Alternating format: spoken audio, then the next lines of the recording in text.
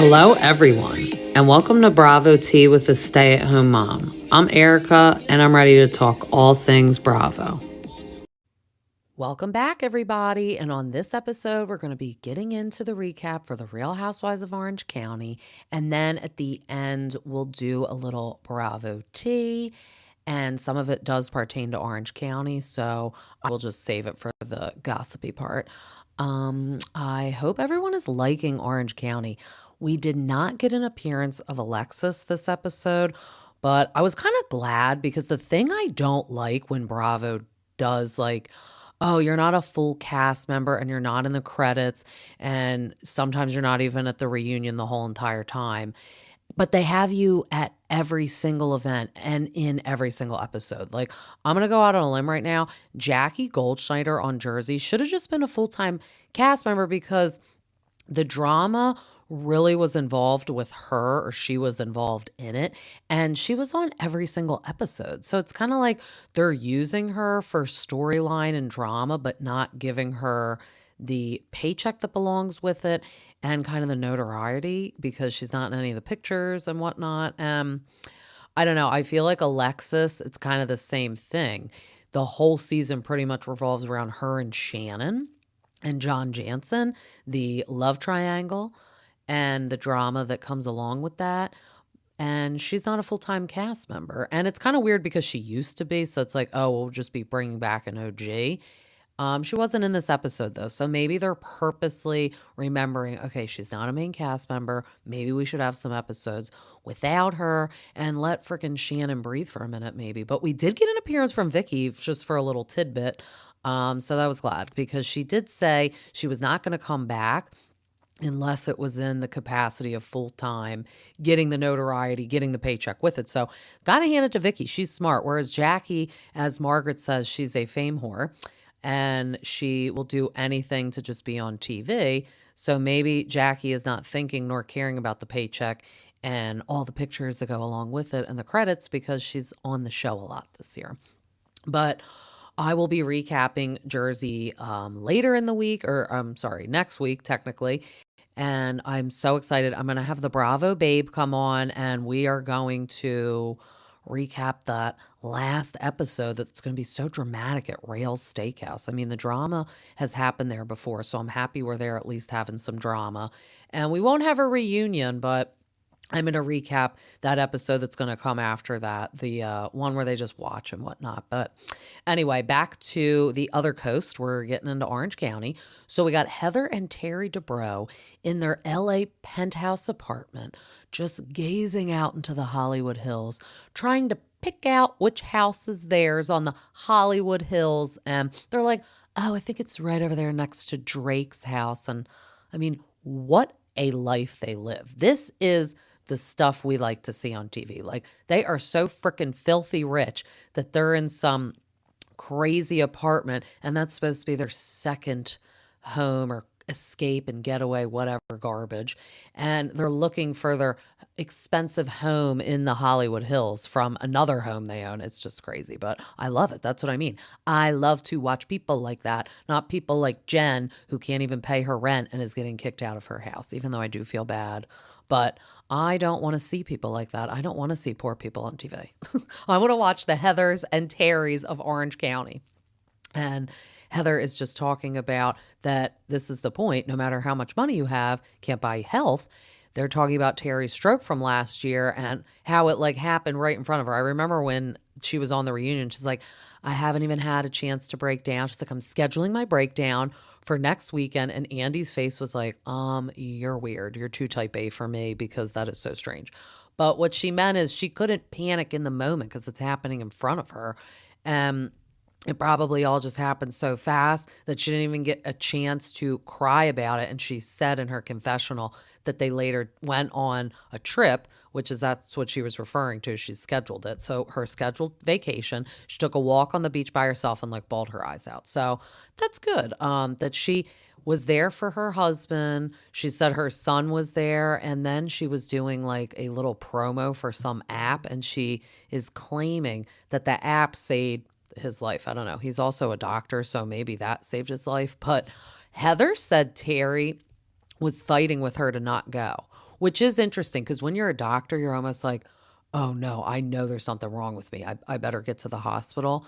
He was like opposite, and he was being kind of like probably maybe he was embarrassed because they were out to dinner when it literally happened. But she said he became like not himself and all the signs of a stroke. So I'm glad that obviously they caught that and everything was fine, and he seems to be doing just fine. But Tamara is going to be bringing the ladies to a dive bar, minus Shannon and minus Fancy Pants Heather. I would have liked to see Heather at this dive bar because it was funny. They were all on a party bus. They were excited. And then Emily, I don't know if she was pre-gaming in the party bus, but she's like, I have to pee and I don't want to go in Katie's house, which is so weird because Katie seems cool. And it's like, they probably had to go to everyone's house. Maybe Emily was the first to be picked up by Tamara. So they've been drinking in this little party bus. She really's got to go to the potty. And she's like, oh, I'm not going to ask to like go inside. I'm just going to pee in the bushes instead. It was like James Kennedy. It reminded me on Vanderpump Rules when he's like, is this Tom's or Ariana's bush? And Allie's like, it's Ariana's too. And he's like, whatever. Right now it's Sandoval's. Hate him.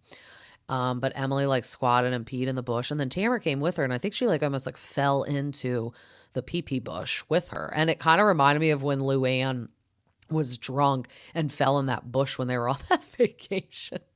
But Emily seems like a good time, and Tamara just wants to go out and have a good time. So that's why she's not inviting Shannon, because they're not getting along right now.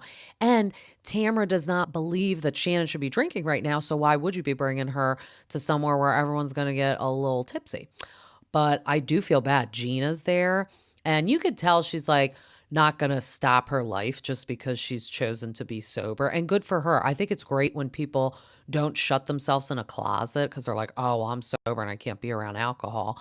She still wants to go out and have fun. But I will say, I feel like she was having the least amount of fun because when her and Emily were talking later in like the scene, you could tell like Emily was drunk, which is fine.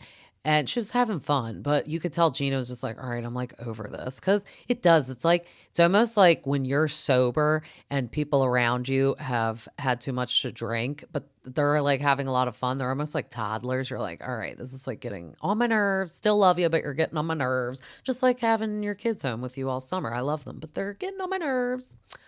But that when they get to the dive bar, they order espresso martinis. Now, I love a good espresso martini, but there are qualifications for getting espresso martinis. It's kind of like when you go to get sushi, like you're not buying it at the 7-Eleven.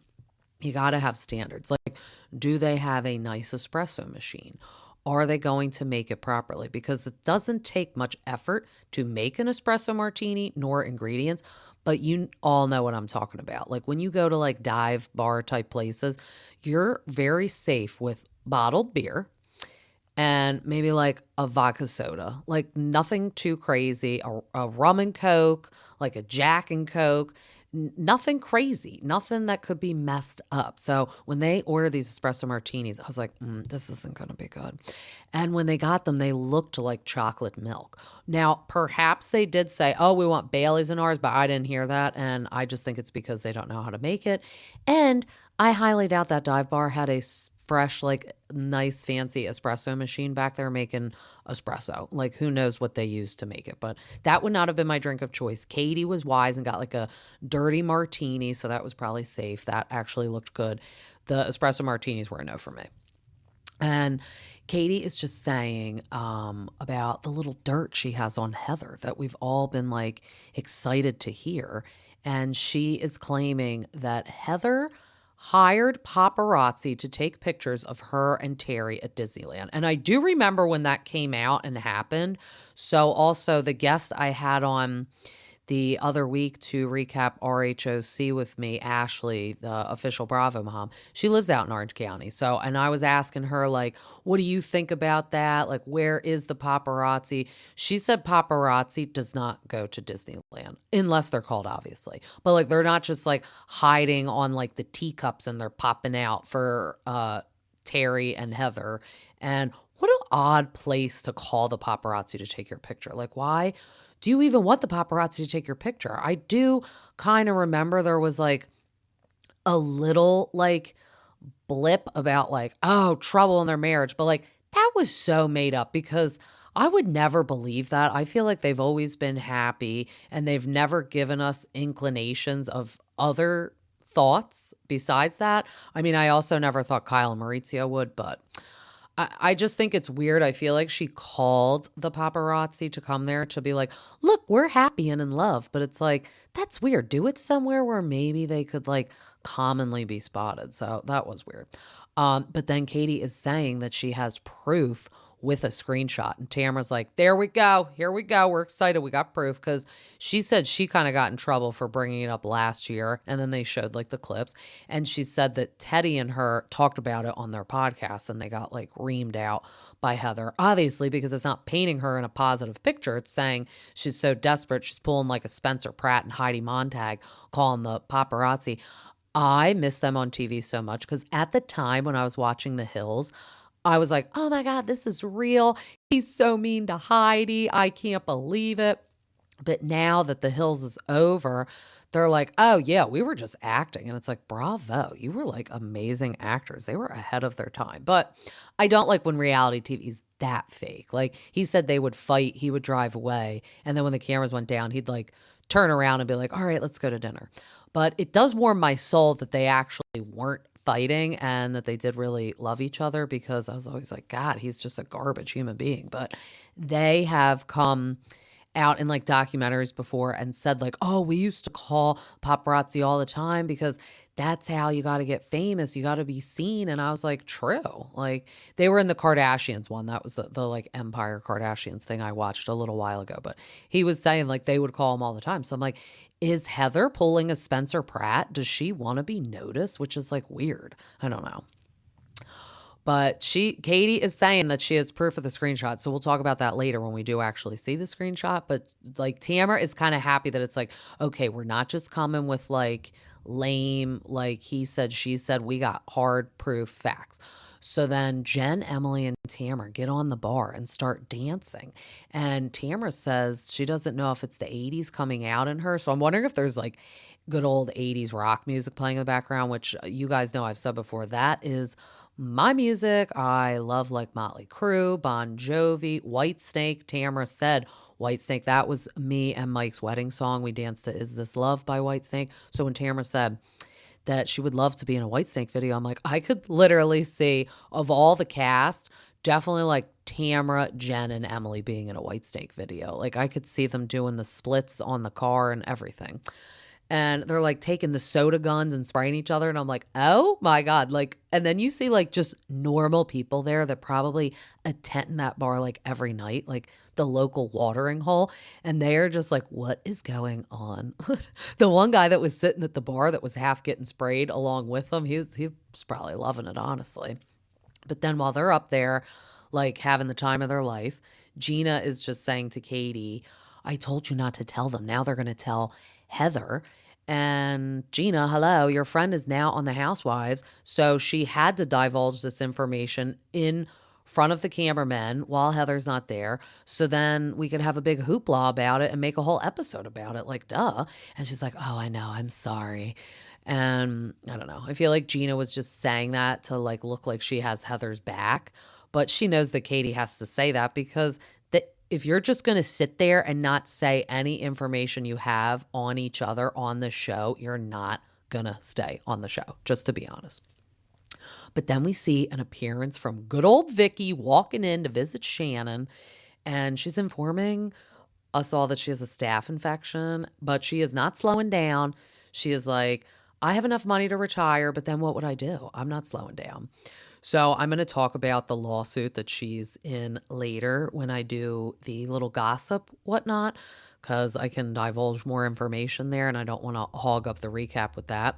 But it was just kind of ironic. It's like all that stuff with the lawsuits coming out. And she's like, I could retire, but I don't want to. It's like, maybe you should if everyone's trying to sue you. But they are just meeting to talk about the Trace Amigas show that has now gone down to Dos Amigas. So this is the show that I went to, the Vicki and Shannon show back in April with my good friend Jeannie in Boca.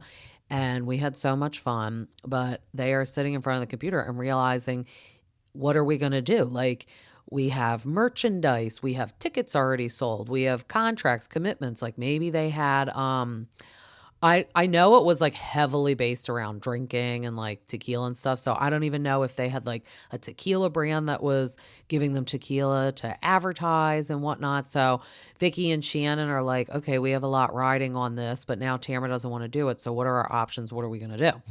And Vicki was just saying that they had a whole LLC set up for the three of them. So Vicki claims that Tamara didn't even have the decency to pick up the phone, tell them both, like, I just don't want to do it, or I just don't have time anymore to do it, because these people are all so busy. That's the easiest get out if you don't want to really say anything. You can just be like, look, I have the podcast with Teddy. I'm on Traders. I'm still on the show. I have the CBD line with Eddie. Like, I just got a lot going on, and I don't have time for this. I don't have time for you. And apparently she didn't do any of that. But there's always two sides to the story, and then somewhere in the middle lies the truth. But Vicki and Shannon decided to tread on. They didn't do that many stops at all. That's why when the list came out and I saw that Boca was on it, I called my girl and I was like, oh my God, we got to go. Because I could just stay with you. They're only doing like 8 shows or something. It was like, and 3 of them were in Florida. So I was like, oh my God, I got to get down there and see one of them. And I don't know. I thought it was good. They totally did change it. It was not drinking at all. They just talked about the housewives. So I feel like if Tamara wanted to get away from the drinking aspect of it and didn't like that because of what just happened to Shannon, they really could have pivoted and just literally talked about the show and life about being on the show. That's really easy. And a lot of these housewives just do that. They really don't do anything. Like they didn't have to do like a whole musical mariachi band act. They could have just literally talked about what's it like being on the show. And then Shannon starts telling Vicki about the lawsuit that John Jansen filed against her for $75,000.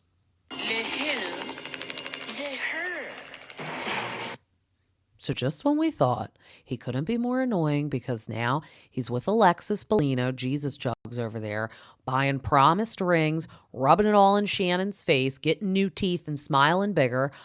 Now he's suing her for $75,000. So Shannon is really good friends with Jeff Lewis. So when she was on his Sirius XM radio show a couple months ago, I want to say it was like right before the show came out. So she did say that that happened. So he's claiming that he gave her this money and he wants it back. She is saying that the whole time that they had their relationship, she paid for a lot of stuff, amounting more than $75,000. So I think this is coming from when she was being sued, ironically, by Alexis Bellino's ex-husband, Jim. And she said she had to give him $300,000 in the settlement. And then obviously she had all these lawyer fees. And I think that's when John gave her the money because she was probably down and out. I mean, she does get $30,000 a month from good old David Baddour, but they live in Orange County. She's got 3 daughters. That's $30,000, sadly, probably doesn't give you much out there. By the time you pay your rent or mortgage and everything else, and then the kids, like 2 of them are in college, or maybe all 3 at this point. So that's a lot of money.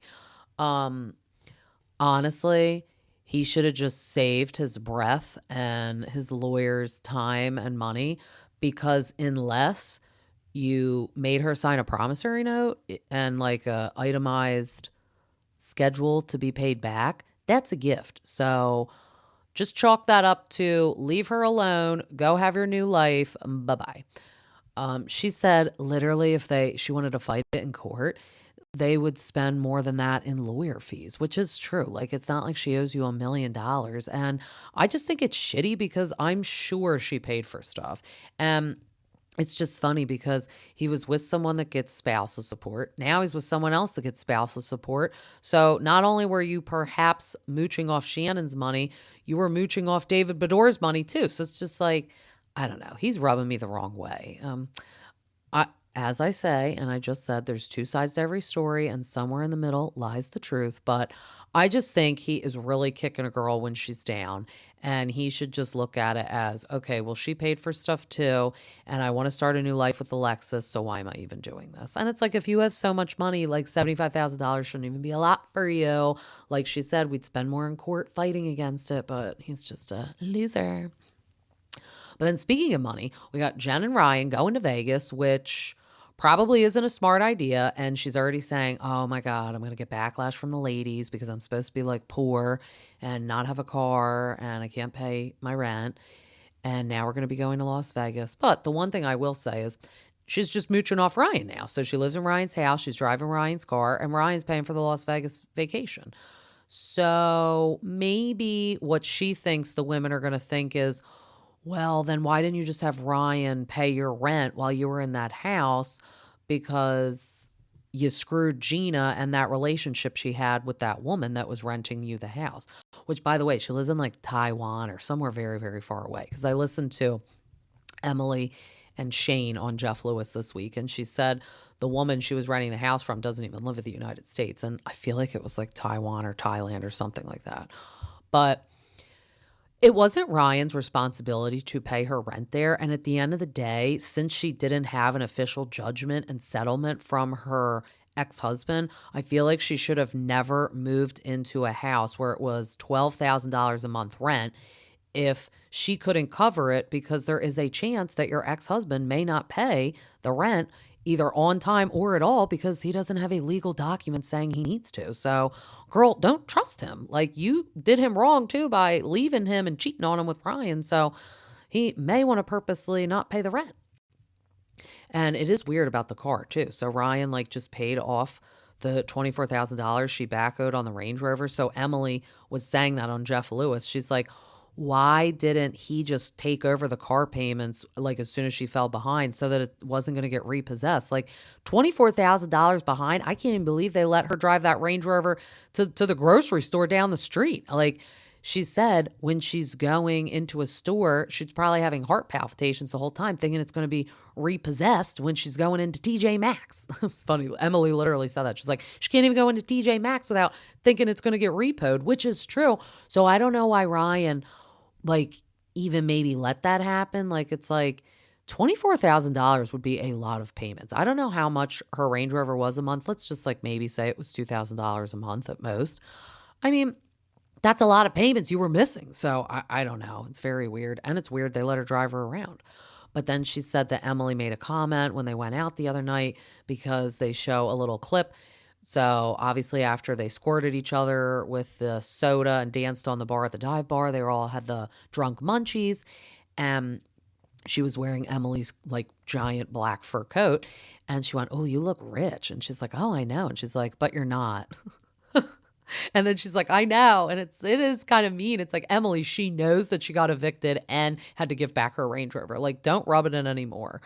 But she is not going to live it down all season because anything that woman spends money on, like if she has one brand new purse, everyone's going to jump down her throat, to be honest. And then Ryan is saying that she owes all this money, this back rent for the yoga studio. So it's like, oh my God, if you couldn't owe any other people money, like the house, the car, now the yoga studio, it said they were $133,000 behind in the rent. So businesses, she said, got a break during COVID, but then it's like, you had to pay it back plus keep up with what you're doing. I don't know. I think the yoga studio is not a good idea for her, honestly. Like Tamara said, there's not a lot of money in that. And her and Eddie were sole owners at Cut Fitness. And at least Cut Fitness, you could go and do all forms of working out. Jen's yoga studio is just for yoga. So it's just appealing to a small amount of people.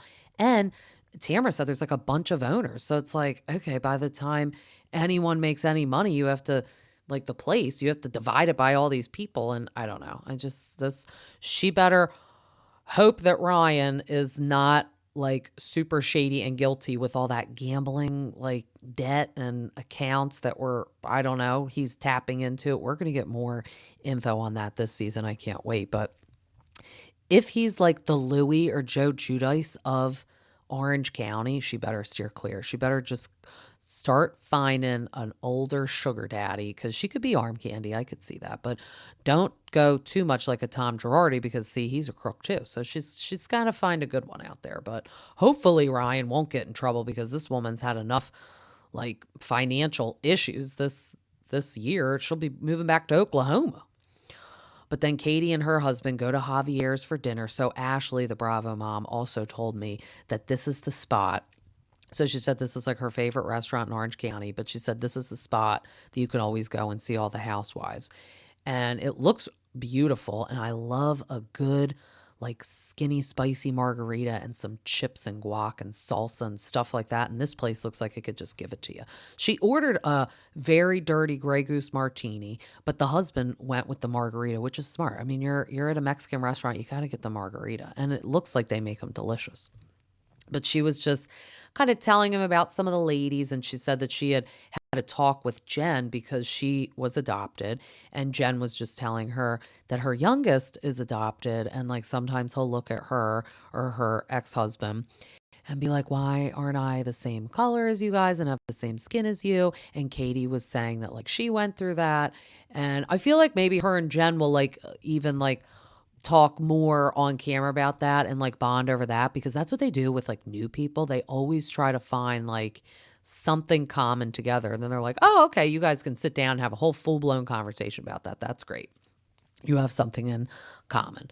But then we get Emily going over to Tamara's house, and she's trying her THC drink. And my neighbor has some of them, and she loves them because she doesn't drink because she gets really bad migraines. So she said she loves Tamara's drink. So shout out Tamara for the THC drink. I'm drinking them in Delaware over here.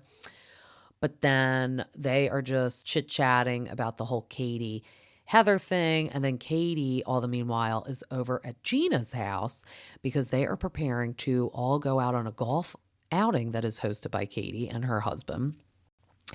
And she is bringing over these ugly clothes for Gina to try on because she's like, oh, my friend has this clothing line and so we could wear them to go golf. But the first thing was like ugly, and Gina's face was like, I hope she can read my face and I don't actually have to say this is ugly. But then the other thing she put on was cute, but I don't know. I don't think she ended up wearing it. Whatever Gina picked out, I have in my notes. She looks like she's going to boarding school, and it's mainly because of the shoes she was wearing. She was wearing those damn Herman Munster shoes and little like lace socks that like we wear when we're like 6 for Christmas. That was weird because you're golfing.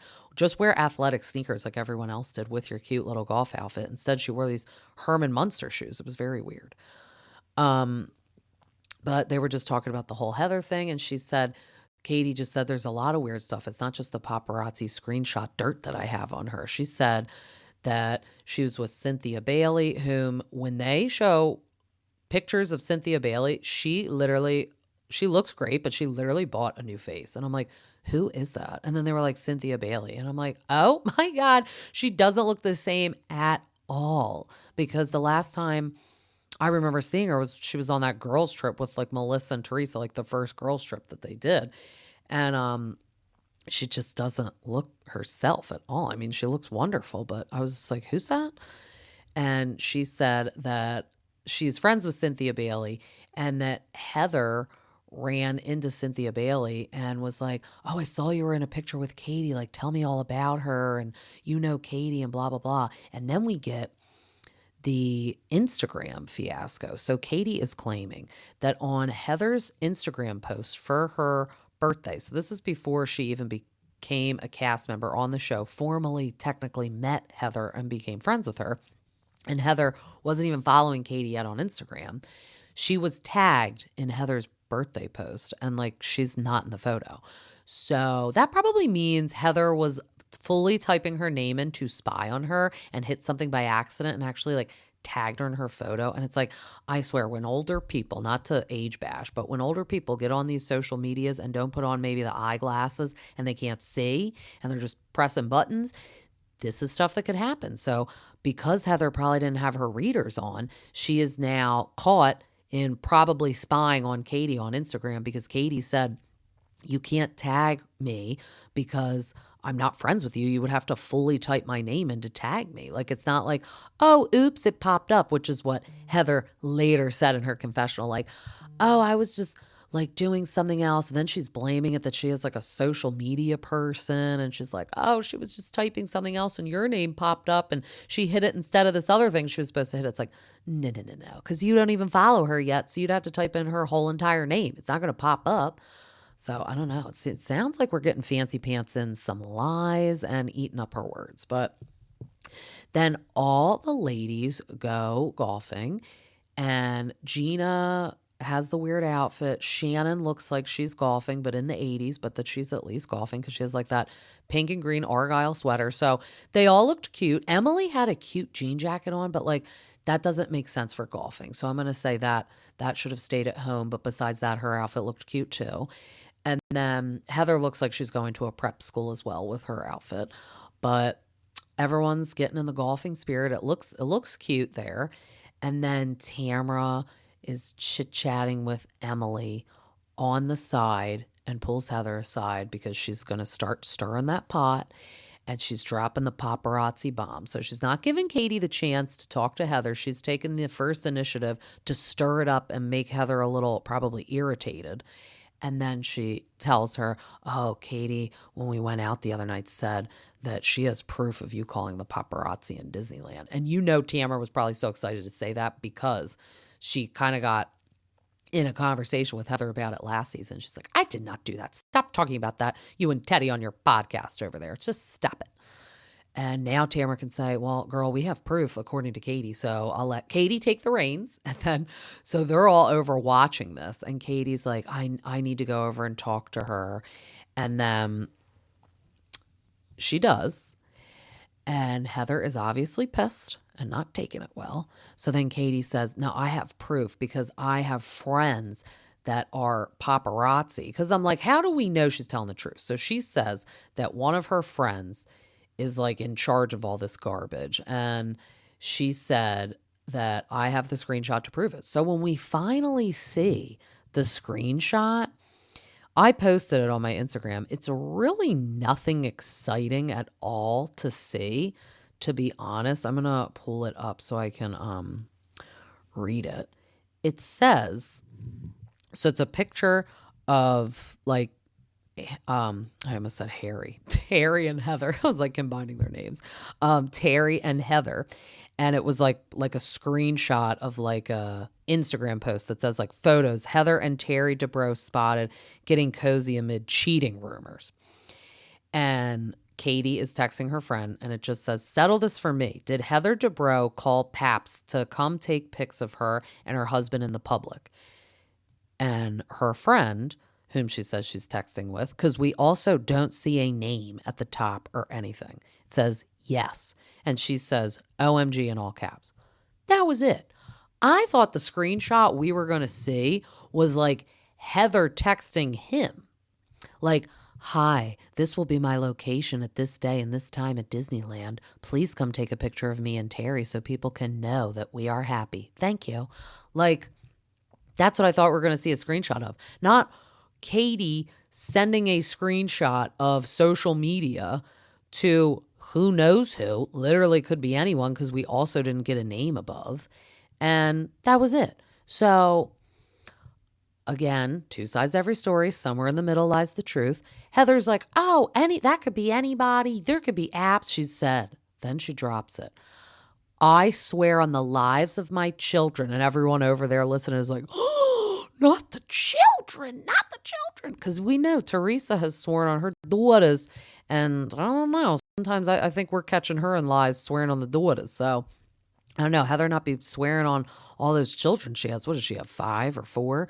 She better not be swearing on them unless this is super true. But I don't know. It's weird. I don't know why she would want to and have to call the paparazzi. Just go somewhere that you know the paparazzi's already going to be. Like, they're on TV. They're pretty popular. So I feel like they'll catch you and Terry having a lovey-dovey photo. You don't need to go to Disneyland. And then also, like, why were you in Disneyland? Were you alone together? Were you with your children? The children are kind of grown up. Do they even want to go to Disneyland anymore? I have so many questions. But the main question is, why was that screenshot so lame? Like, I was all excited. Sometimes on these shows, they build and build and build, and then it's like a letdown. It's kind of like Teresa. Like, oh, I got so much dirt on Margaret, and it builds and builds and builds. And then it was like, okay, she was talking to the ex. Okay, like whatever. Well, I feel like we're going to get more into that the next episode. And then I heard, spoiler alert, Jackie talked to the ex first. And that's when Dolores, when we saw the preview, she's like, Jackie's going to need a diaper to walk out of this room with all the shit full of shit she has. And I'm like, oh my God. Yeah. So I would love to know how close her and Teresa are right now, but that will be saved for my Jersey recap when I'm on with the Bravo Babe and we're discussing all that. But we're going to take a short little break and then we're going to come back with some Bravo tea. To all my listeners out there, it's not just the Bravo celebrities that want to look beautiful. We do too. Head on over to Studio One Salon for the most amazing extensions, cut, color, or even just a nice shampoo and blowout for when you go out with all your friends to talk about all the latest Bravo tea. Use my code BRAVOT with a stay-at-home mom to enjoy 10% off. And we're back with a little Bravo gossip and tea that's been happening all this week. So to stay on the topic of Real Housewives of Orange County, we'll start with the John Jansen and Alexis Bellino of it all. So John Jansen and Alexis Bellino went on Carlos King's podcast, and he claims that he was going to pay Alexis whatever Bravo was going to not do the show. And a little bit of a little bit of Alexis. I find that so weird. He acts like he hates when the women he's with are on the show, but there he is with his little headphones plugged in, doing a podcast with Carlos King, walking on red carpets this year with Alexis. Like, you're not selling me on nothing, John Jansen. You are not to be trusted. I do not like that you have put Shannon in this awkward position. And I just can't believe he's like, oh, yeah, I'm so rich. You're suing Shannon for $75,000, but you're going to just hand over Alexis a bunch of money that you said Bravo was going to because you'd rather her not be on the show? Not today, Satan. He's not fooling me. And I wonder if they will ever formally get married on paper because her spousal support would go away from Jim Bellino. She doesn't get as much as I thought she would. And they're, I think they have twins. They are 17. So the child support's about to go away, which wasn't that much. I can't remember the exact numbers. Now I'm mad that I didn't write it down, but it was no $30,000 a month like Shannon Bedore was getting. But maybe since it's such a little amount, she doesn't care. And her Johnny J just have to get married so bad. But when you do get remarried, the spousal support will go away. So that's when I wonder sometimes if like Jen and Ryan, we see later in the season, they get engaged. Obviously, I guess she's not going to care about getting her spousal support. She's still going to get child support, but she won't get spousal support because you kind of almost like forfeit it because you now have a new spouse. And that makes sense. Like that would be very unfair, I think, if people are getting remarried but still taking money from their ex-spouse when they're with a new spouse. But child support still will remain until kids turn 18. So Jen will still get that and they have 5 kids. But I just do wonder, like she went through all this just to, get the judgment, finalize her divorce with her ex-husband. Now they're just going to throw it away in like a year when her and Ryan get married. I don't know. That'll be weird, but good for her ex-husband. He won't have to give her any money, but yeah, I'm not liking John Jansen's tactics this season. He claims the show just like ruined his life and his family's life. And now he's just inserting himself all over the internet. So I wonder if we're ever even going to see him on the show. Like if we're get him and Alexis, because dear God, we know they will not put him in front of the camera with Shannon. She'll like burn the place down. But I do wonder if we'll see like Alexis and John like in their house or his house or wherever. Oh my God, if we see them in his house, that would be weird because we were just seeing, Shannon there for so long. But I don't know. I do find it so annoying that he's like, oh, I have so much money, I was going to pay her to not be on the show. It's like, I'm sure Bravo loves hearing that too. I feel like they're just trying to justify, like, we are stopping at nothing to not ruin Shannon's life, but we just can't help it. And Bravo just needed Alexis on the TV screens. And I don't know. It's just, they're really trying to save face. It's like over in Jersey. That brings me to my next topic. I feel all these ladies are really trying to save face. So I'm gonna go back on my statement from the last episode. I, like many other people on the internet, jumped at Andy's words when he said full cast reboot. And I'm like, oh, what? But he said maybe. So I feel like my ears were clogged after hearing full cast reboot. And I was just like, oh, I can't listen to anything else. He said maybe. But there is two possibilities. They're either going to fire some people or they're going to fire everybody. So it's not completely off the table, but I feel all these housewives on Jersey are doing damage control. So we have Teresa going on Kelly Ripa's podcast saying she will never, ever, ever film again with the Gorgas. So she's really putting her foot down, which in my opinion also isn't good.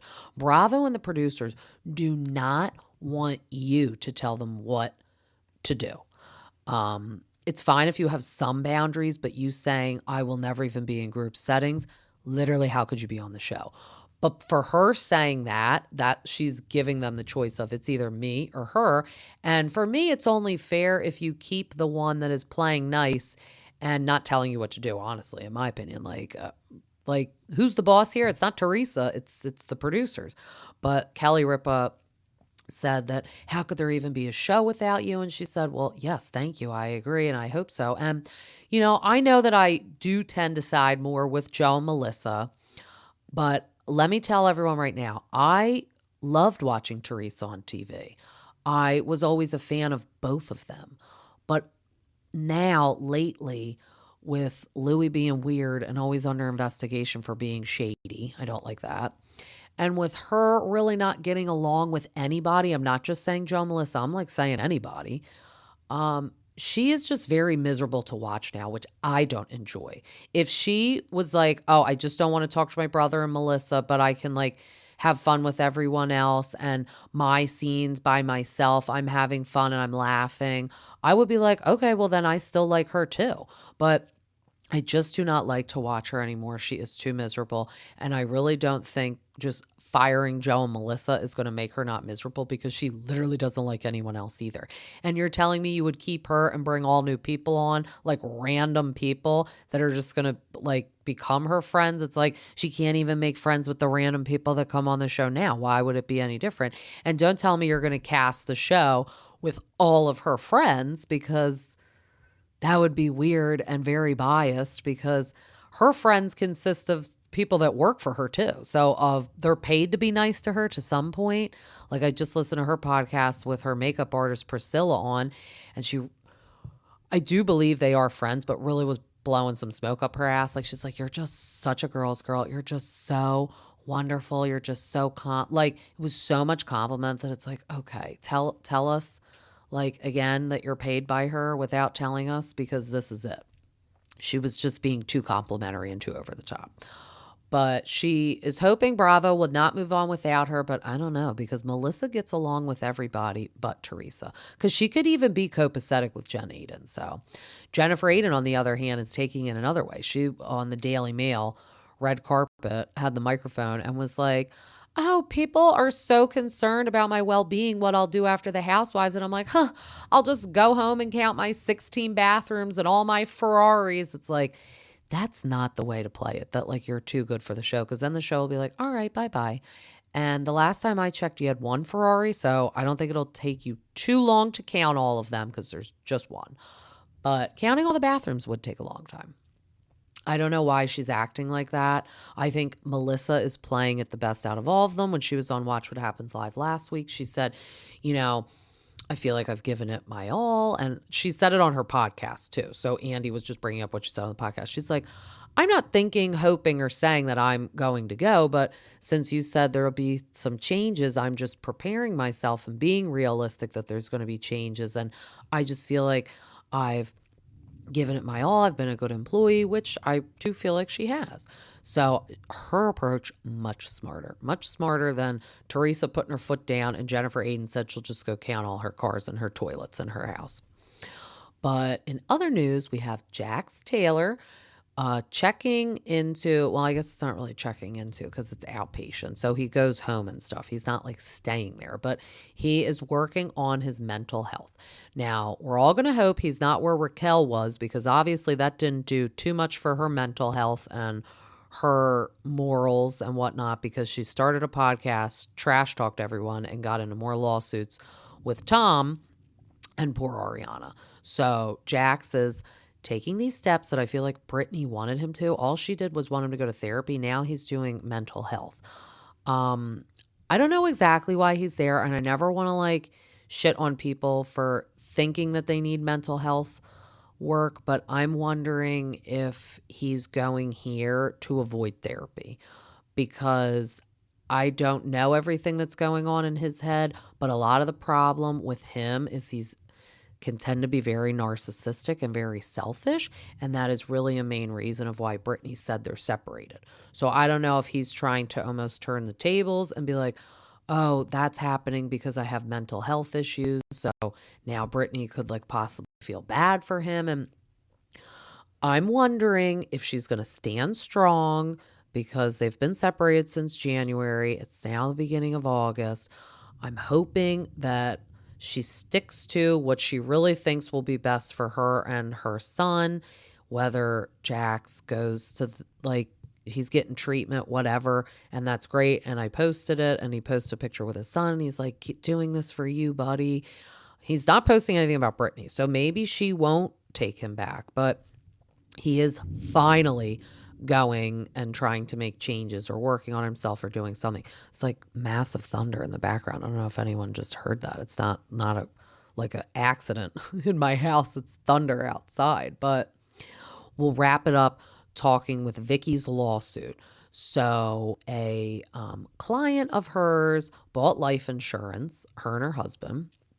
And I'm not going to like bore everyone with like super crazy details, because you could look it up online and read all the super crazy details. But basically what's happened since they've gotten the policy, the husband has passed away. The wife actually did get sick. So she had a multi-million-dollar policy that the beneficiaries are going to be her children, but it costs a lot. It was costing $300,000 every year for the policy. Now, she's 80 years old, and they got the policy late in life. And then her husband ended up dying like a year or two after the policy. So honestly, any policy you get at that age, it's going to be expensive. And any policy that has a big payout, it's going to be expensive per year. But you're hoping like, oh, I pay this per year, and then my kids are going to get a big policy, big reward at the end. Well, now the woman is claiming that Vicki is it's like elder abuse is the lawsuit, that she took advantage of her at a vulnerable time, even though she got this policy while the husband was still alive, he was not dead, and no one was sick. Because also you cannot get life insurance policies when you're sick or have had issues. Like my husband has one for me. I'm the beneficiary for it. And he got it before his heart attack. He had a heart attack almost 3 years ago now. And he had the life insurance before that, thank God, because once he had the heart attack, not only did our costs go up because he's now more a health risk, we wouldn't have been able to get a policy on him because he is at risk. They'll be like, oh no, you could drop dead tomorrow and have a heart attack, and then we'll have to give your wife all this money. They don't want to do that. At the end of the day, these insurance companies don't want to actually have to pay you. But when the time comes and they actually do, now the woman is saying that she, didn't realize her money would be tied up. She actually wants to spend it. And it's like, well, what do you want to do? Do you want to spend all your money and then leave none for your kids? Or do you want to still have some money to spend, live modestly though? So then when you pass, your kids are going to get a lot of money, a lot more than your just actual worth would have been. And a lot of people do life insurance policies because you can't tax it. The government can't take your money away from it. So a lot of people like to put all their money in that. So then when they do die, the government isn't with their hand out taking all the money. It just actually goes to your children, family, whoever you designate it with. Because you could also get a life insurance policy on anybody. But that is for Vicki Gunnelson to sell on everybody, not me. But I was reading the lawsuit. I feel like this could happen to anybody. It's obviously just all over the news and people are shit talking it because it's Vicki and because she's on TV. But I don't think that woman's going to win because she made 3 payments on that policy. She's claiming she didn't understand it. It's like, well, I'm sorry, like anything, you have the paperwork, you signed it, and you made multiple payments on it. So if you didn't understand it, that's kind of your fault, not Vicki's fault and not this other business partner of Vicki's. But we will keep up with that lawsuit and see where it goes. I think this happened a while ago to her too. It's probably not going to go anywhere because I feel like people try to do this with life insurance companies a lot.